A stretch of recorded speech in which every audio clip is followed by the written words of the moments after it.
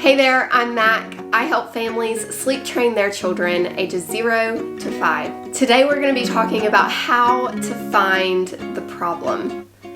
Knowing where to start with sleep training can be really hard sometimes. I like to look at the big picture because naps can affect nights and nights can affect naps. One of my big things that I like to say is that sleep feeds sleep. So when you see your child napping a lot during the day, but then they're sleeping through the night, it's actually a really good thing, and that's the amount of sleep that they need. So before starting sleep training, I want you to ask yourself these 4 questions that are going to help you determine what the problem is. Okay, so the first question, what's the environment like? Is it dark? Darkness should be 8 out of 10 darkness. Pretty dark. If you're able to read a book or make out the details of each other's faces, it's probably too bright in their room. So knock down that darkness, get some blackout blinds, or turn out that night light. The second thing with environment is, do you have white noise going all through the night so that it drowns out any noises, early morning noises of the birds or a parent waking up at 5 a.m. for work? The third thing is temperature. An ideal room would be in between 18 and 20 degrees Celsius. The next question I want you to ask yourself is, are they hungry? Do you actually just need to feed them and stop prolonging the crying? Let's look at volume in the day versus volume at night.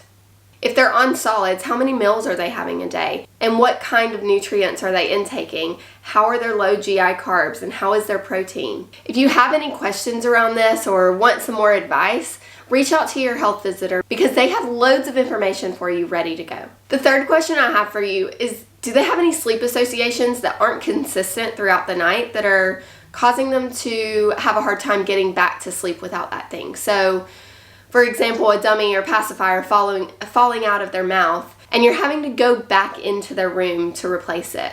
Another one would be feeding to sleep. This works for some people, but if it's causing multiple wake-ups in the night, it's time to get that sorted. Another common one that I see is rocking.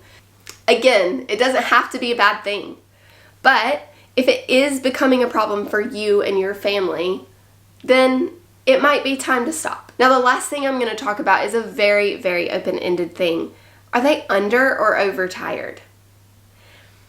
Now, this is a good question because they kind of have the same symptoms. They may be cranky or screaming, crying.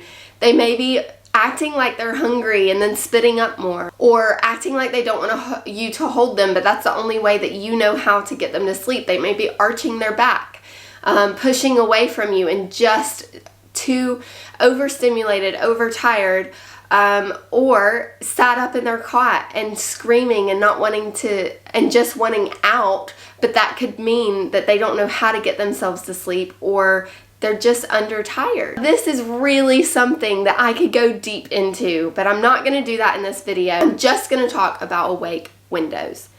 Every single age has their own awake window. So when they're born, it's around 30 minutes, to be honest. They're not awake that often. As they get older, it increases and increases and increases to a 2-year-old having 5.5 hours in the morning and then a nap, and then 5.5 hours in the afternoon into the evening before they fall asleep at night.